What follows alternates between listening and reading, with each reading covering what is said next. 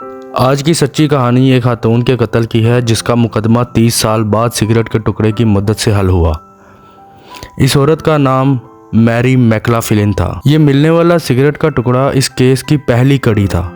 میری 11 بچوں کی والدہ تھی اور اس کا گلا دبا کر اس کو قتل کیا گیا تھا اور قتل کے لیے انہی کے ڈریسنگ گاؤن کی نوٹ استعمال کی گئی تھی۔ تفتیش کاروں کو اسی گاؤن سے ایک DNA کی میچنگ پروفائل ملی تھی۔ یہ شواہد تفتیش کرنے والوں کو تو حیرت میں ڈال رہے تھے کیونکہ یہ شواہد جس مبینہ قاتل کی طرف اشارہ کر رہے تھے وہ اس وقت جیل میں قید تھا۔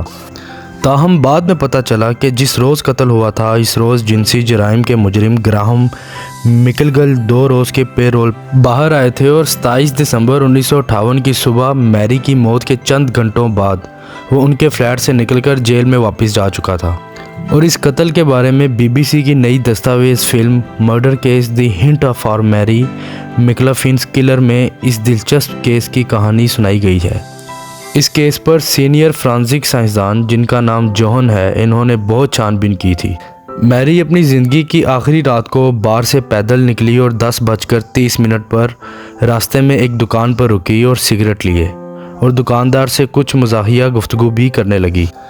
جب وہ فلیٹ کی طرف جا رہی تھی تو اس کے پیچھے ایک آدمی جا رہا تھا جو کہ قاتل مکلگل تھا۔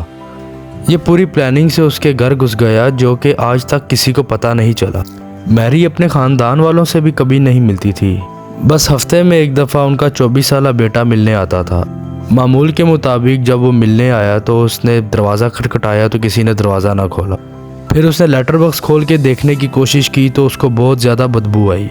جب وہ اندر آیا تو میری کی لاش بیڈ پر اوندے منہ پڑی ہوئی تھی اور اس کے نکلی دانت بھی فرش پر گرے تھے۔ پوسٹ مارٹم سے معلوم ہوا تھا کہ میری کی موت ان کی لاش ملنے سے کم از کم 5 روز قبل گلا گھونٹنے سے ہوئی تھی۔ کئی ہزار لوگوں کے بیانات لینے سے میری کا مقدمہ ہر بار ایک بند گلی کی طرف داخل ہو جاتا تھا اور کوئی سراغ ہاتھ نہیں لگتا تھا۔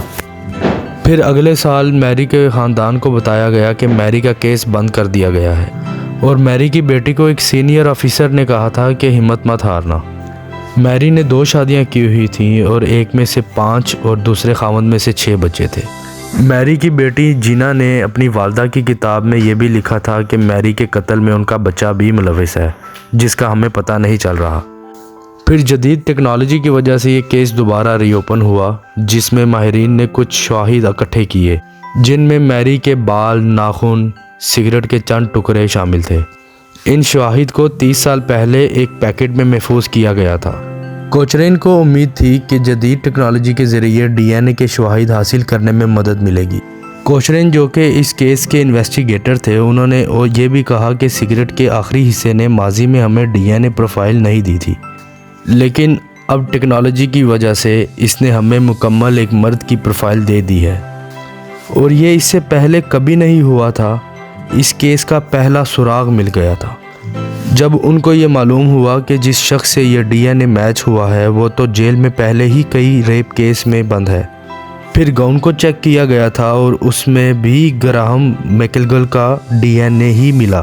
اس کیس کے ایک اور انویسٹیگیٹر میکوبن کی کھوج انہیں اسکاٹ لینڈ کے نیشنل ریکارڈ تک لے گئی جہاں انہوں نے گورنر آفس کی جانب سے ترتیب دیا گیا ریکارڈ مل گیا۔ اور یہی وہ وقت تھا دوستو جب اس کیس نے نیا رخ اختیار کر لیا تھا۔ مکگل کے نام کے ساتھ بھی لکھا تھا کہ وہ پے رول پر باہر آئے تھے۔ انکوائری ٹیم کو معلوم ہوا کہ مکگل کو دوران سزا قید سے 2 روز کا پے رول ملا تھا اور وہ جیل سے 27 ستمبر 1984 کو نکلے تھے۔ سابق سینئر تفتیش کار مارک ہینڈرسن کے مطابق یہ شواہد سونے کی اینٹ جیسے تھے جنہیں ہم ڈھونڈ رہے تھے۔ بالآخر مکگل کو 4 دسمبر 2019 کو گرفتار کر لیا گیا۔ اس وقت بھی وہ جنسی جرائم میں سزا یافتہ شخص تھے۔ وہ اسکاٹ لینڈ میں ہی ایک کمپنی کے لیے بطور فیبریکیٹر کام کر رہے تھے۔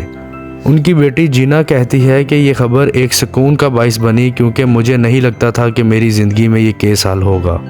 آخر کار مکگل کو اپریل 2021 کے دوران 4 روزہ ٹرائل کے بعد قصوروار ٹھہرایا گیا اور 14 سال کی سزا دی گئی۔ گلاسکو ہائی کورٹ کے جج لارڈس برنز نے کہا کہ مکگل کی عمر 22 سال تھی جب انہوں نے 59 سالہ میری کو گلا دبا کر قتل کیا۔ دوستو اس سارے کیس کے دوران میری کے خاندان والوں کا بہت بڑا رول ہے۔ اگر انہوں نے امید ہار دی ہوتی تو انہیں یہ کبھی نہ پتہ چل پاتا کہ میری کے قتل کے پیچھے کس کا ہاتھ ہے اور کیا ہوا تھا۔ اپنا خیال رکھیں دوستو، میرے چینل جے جے انفو کو لائک، سبسکرائب، شیئر کریں۔ اللہ حافظ۔